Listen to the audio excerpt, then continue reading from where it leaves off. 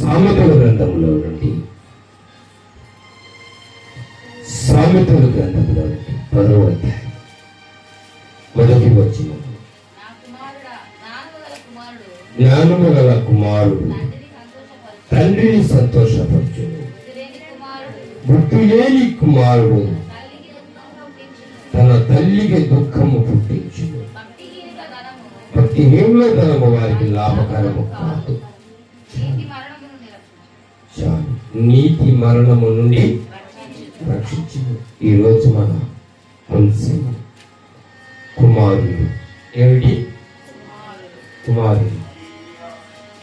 కుమారులు అనగానే మనకి గుర్తొచ్చేది ఏమిటంటే, కుమారులు ఎవరు? గర్భఫలము యెహోవా ఇచ్చు గొప్ప బహుమానము. మరి కుమారులు దేవుడు ఇచ్చినటువంటి స్వాస్థ్యము. కుమార్తెలు నగరములకై చెక్కిన మూల స్తంభము. అయితే ఈరోజు మన అంశం వచ్చేసి నీవు ఏ కుమారుడివి? కుమారుడు అనగానే మనకు అర్థమైపోయి పిల్లవాడు. కుమార్తెలు వేరు, కుమారుడు వేరు. ఈరోజు దేవుని మాట ఏమిటంటే, నీవు ఏ కుమారుడివి? దేవుని సంతోషపెట్టే కుమారుడివా, లేకపోతే లోకాన్ని సంతోషపెట్టే కుమారుడు? ఈరోజు మొదటి సామెతల గ్రంథంలో 10వ అధ్యాయం మొదటి వచనం, జ్ఞానము గల కుమారుడు. ఈరోజు ఇద్దరు కుమారుల గురించి 2 మాటలు చెప్తారు. మొదటిది దేవుడికి లోబడిన కుమారుడు, రెండవది లోకానికి లోబడిన కుమారుడు. లోకానుసారంగా నడిచేవాడు. దేవుని బిడ్డలు దేవుని కుమారులు అనిపించుకోవాలంటే ఎంతో కష్టపడాలి. అవసరమా? వీడు వద్దురా, వీడు పాపిస్తుడు అనిపించడం చాలా ఈజీ, అవునా కాదు? కానీ ఈరోజు నీవు దేవుని కుమారుడుని అనిపించుకోవాలంటే చాలా కష్టం. కానీ ఈరోజు మొదటి మాటలో సామెతలు 10:1 దేవుని పిల్లలు 10:1 జ్ఞానము గల కుమారుడు. బైబిల్ గ్రంథంలో మాట ఉంది, జ్ఞానము బదులైన ఎడల నన్ను అడగమన్నా.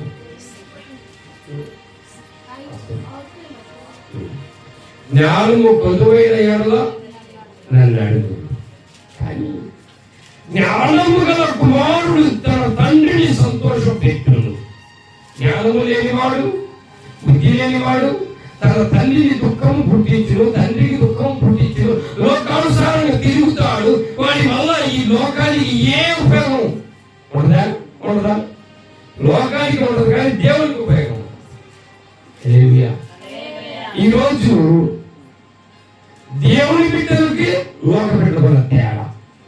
దేవునికి దగ్గరగా ఉన్న కుమారులు ఎలా ఉంటారంటే, తన తండ్రిని సంతోషపరుస్తారు. ఏం చేస్తారు?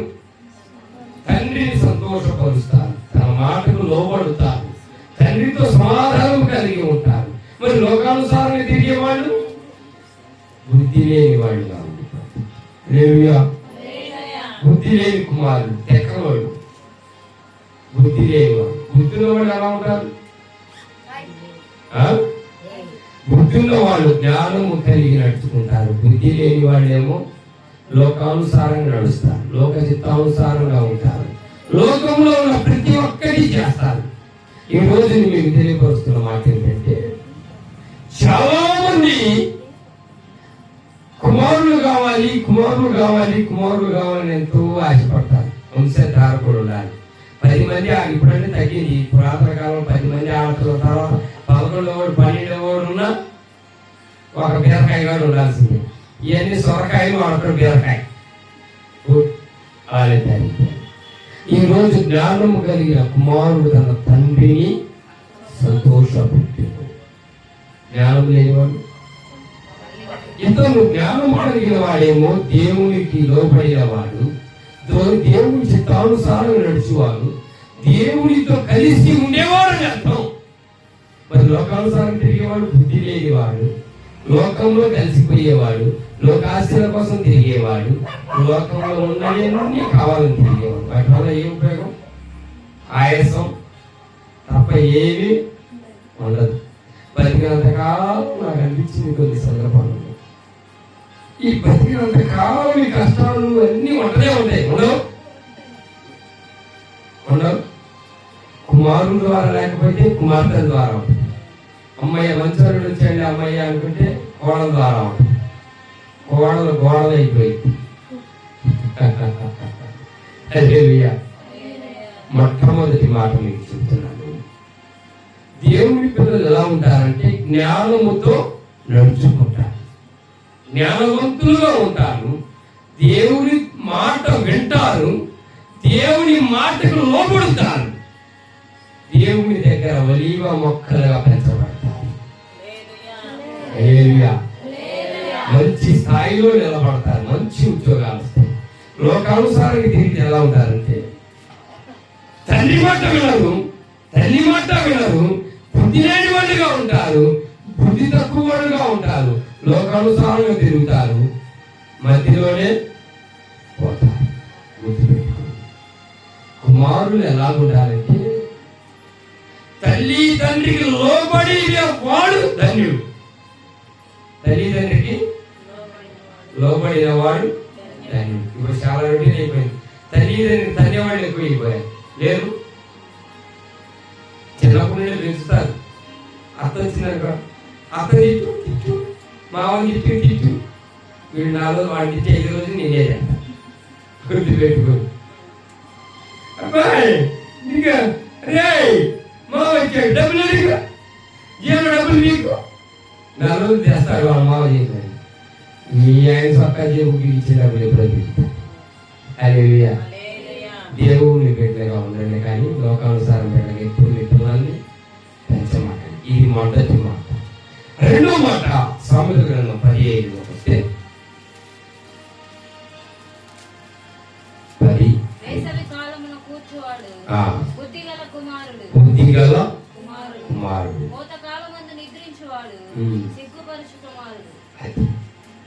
దేవుని చిత్తానుసారం నడిచేవాడేమో జ్ఞానముతో నడుచుకుంటాడు.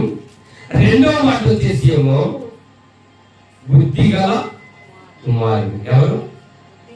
బుద్ధిగల కుమారుడు. మరి లోకానుసారం నడిచేవాడికి బుద్ధి లేదు, లోకానుసారం నడిచేవాడికి ఏమో జ్ఞానము లేదు, లోకానుసారం నడిచేవాడికి ఏమో సిగ్గు లేదు.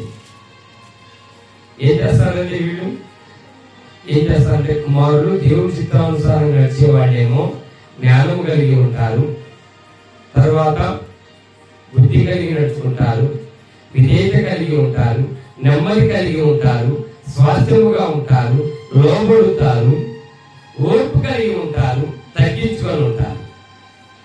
మరి లోకానుసారంగా తిరిగే వాళ్ళు మొదటి మాటలోనే బుద్ధి లేని వాళ్ళుగా ఉంటారు, రెండవది తల్లి తండ్రిని సిగ్గుపరిచే వారిగా ఉంటారు. ఉంటారు, ఉండకుండా పోలేదు, సిగ్గుపరిచే మాట. ఎందుకు పుట్టాడు కడుపు నాయకట్టుగా ఉంటారు. లోకంలో చాలా మంది ఉన్నారు, తల్లిదండ్రి పెంచుతున్నారు,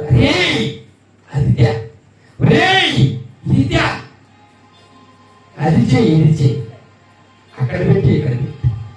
ఈరోజు నీవు ఏ కుమారుడుగా ఉన్నావు? మొట్టమొదటిగా ఏమో దేవుని బిడ్డగా దేవుని కుమారుడుగా ఉంటే నీవు లోపడాలి, తగ్గింపుతో ఉండాలి, క్రమము కలిగి ఉండాలి, వాక్యము చదవాలి, ప్రార్థన చేయాలి, ప్రతివారం మందిరానికి రావాలి, ఆయన దగ్గరగా నువ్వు ఆడుకొని ఉండాలి. ఇది ఎక్కడ సార్ తగిలి ఇందాక కట్టి పెట్టని ఇచ్చారు, అప్పుడే హత్తుకోను, అలా హత్తుకోను ఉండాలి. మరి నీకం దగ్గర నువ్వు ఆయన బలా దగ్గర ఒలివ మొక్కలో పెంచబడాలా. అలా ఉండకుండా ఎలా ఉంటుందో తెలుసా? తల్లిదండ్రి దేవుని మందిరానికి పంపించాలి పిల్లల్ని. ఆదివారం ఒక్కరోజే మా అబ్బాయికి సెలవు వచ్చింది, రోజు 6 గంటలకు ఎగుతారు, పడుకోలే 10 గంటలకు పడుకోబెడతారు, పడుకోబెట్టరు. సండే స్కూల్కి పంపించరు, మందిరానికి పంపించరు, ప్రార్థనకి పంపించరు, ఎక్కడికి పంపించరు. జ్ఞానం లేకుండా, జ్ఞానవంతులు లేకుండా జ్ఞానవంతులుగా దేవుడు చేయాలని చూస్తే జ్ఞానం లేని కుమారులుగా చేస్తున్నారు. వీళ్ళేం చేస్తున్నారు? దేవుని బిడ్డలుగా ఉన్న వాళ్ళేమో జ్ఞానం కలిగి నడుచుకుంటున్నారు, సిరి సంపదలు ఆశీర్వాదాలు పొందుకుంటున్నారు, బుద్ధి కలిగి నడుచుకుంటున్నారు.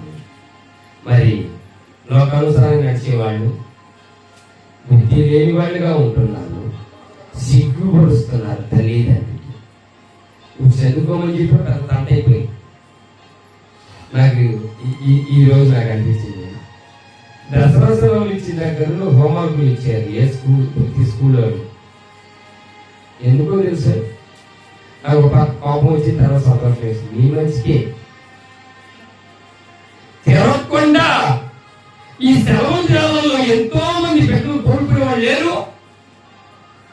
సెలవు దినాలు వచ్చాయంటే పిల్లల పట్ల ఎంతో భయం వేస్తుంది. మీకోసం నేను అనుకున్నా, వీళ్ళు సెలవులు ఇచ్చినా వదలలేదు పిల్లలు అనిపించింది. తర్వాత అనిపించింది ఇస్తే మంచిదేగా.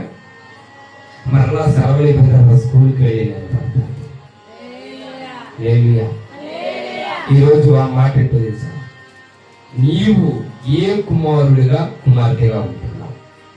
జ్ఞానం కలిగిన కుమారుడేమో తండ్రికి సంతోషపడతాడు, జ్ఞానము లేని వాడేమో బుద్ధిహీనుడిగా ఉండి లోకానుసారంగా ఉండి మధ్యలోనే ఉండిపోతాడు.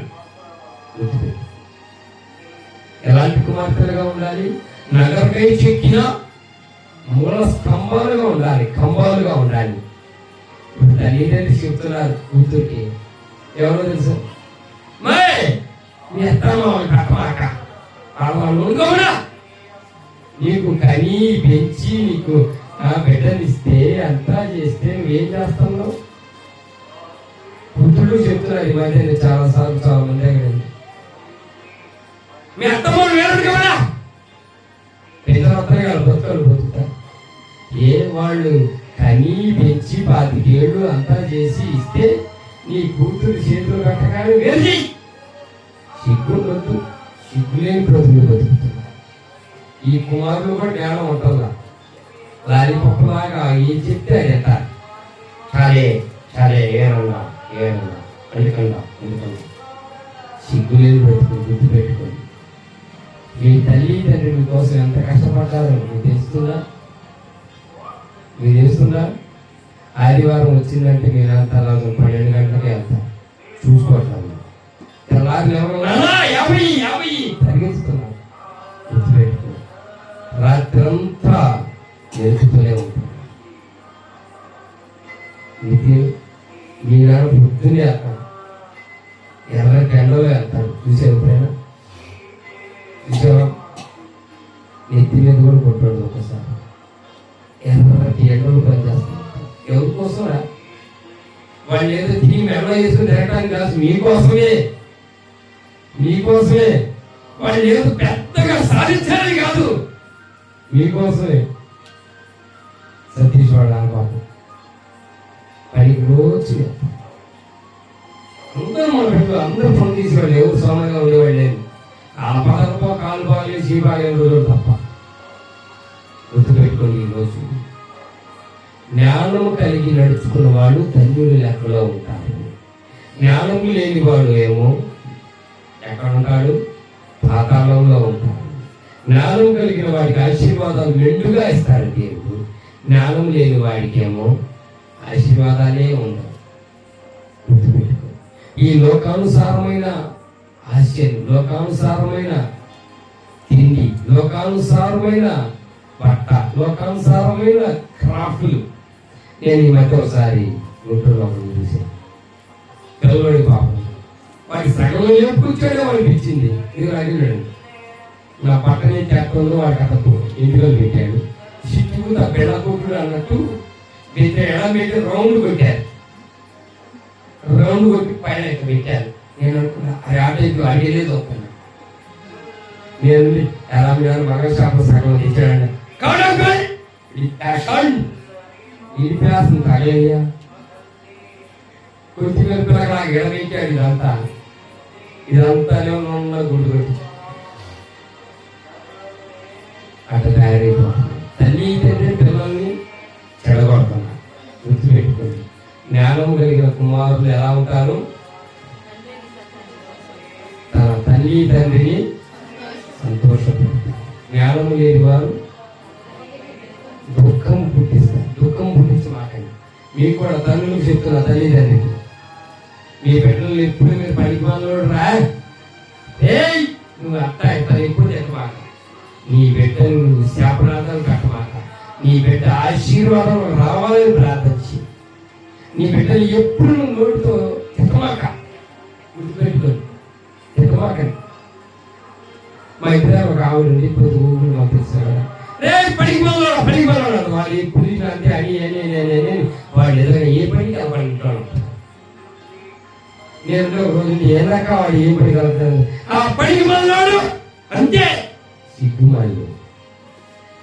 వాడు సంపాదనకి వెళ్తాడు ఎప్పుడో ఒకసారి, వాడికి ఏదైనా అవసరం. ఈరోజు గుర్తుపెట్టుకోండి, మీరు ఏ కుమారులుగా ఉంటారు? దేవుని కుమారులుగా ఉంటాము, జ్ఞానవంతులుగా ఉంటాము, దేవుని మాటకు లోపడతాము, ఆయన చిత్తానుసారం నడుస్తాము, ఆయన పరిచర్యలో ఉంటాము అన్నవాడు స్తోత్రం చెప్పండి. నిజంగా అంత ప్రేమ ఉన్న భక్తులు పిలిచి ఒక్కడ రాదు.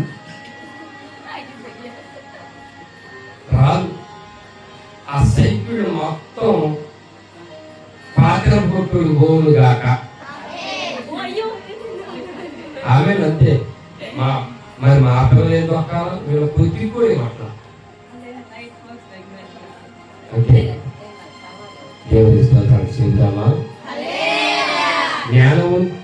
జ్ఞానము కలిగిన కుమారులు ఎవరు సంతోషపడతారు? ఇద్దరు తల్లి ఇద్దరు తండ్రి ఉంటారు ప్రతి మనిషి. ఎవరు చెప్పండి? పెద్ద మమ్మీ చిన్న మమ్మీ గారు క్షణాలు ఆత్మీయ తల్లి తండ్రి, శరీర సంబంధం తల్లి తండ్రి. ఒక చాట ఇదే క్వశ్చన్ చేస్తే అంటాడు, నాకు ఇద్దరు మమ్మీలు అనే ఉత్తరాడు. అదేందుకంటే తర్వాత చెప్పారు వాళ్ళ కథ. వాళ్ళ అక్కకి పిల్లలు లేకపోతే చెల్లెలు పిల్లలు ఇచ్చింది. పెద్ద మమ్మీ చిన్న మమ్మీ నాకు ఇద్దరు అంటున్నారు. అలాగే చేయమాక. కానీ ఈరోజు జ్ఞానవంతుల పిల్లలుగా ఉండండి.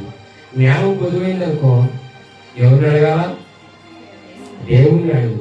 జ్ఞానం కావాలంటే దేవుణ్ణి అడుగు, బలము కావాలంటే దేవుణ్ణి అడుగు, శక్తి కావాలంటే దేవుణ్ణి అడుగు. ఇంకా నీకు రానిది ఉంటే దేవుణ్ణి అడుగు, ఎవరు చేస్తారు? తెలుగు రాదు, నాకు తెలుగు అసలు రాదు. నాకు నేరుగా నేను చెప్పేదాకా ఈ రంగి మూతి ముక్కు చూసి కట్టుకుంటా అందరు పేపర్లు ఏమనుకుంటా. ఇవాళ కావాలండి అని అడుగుతుంది భాష.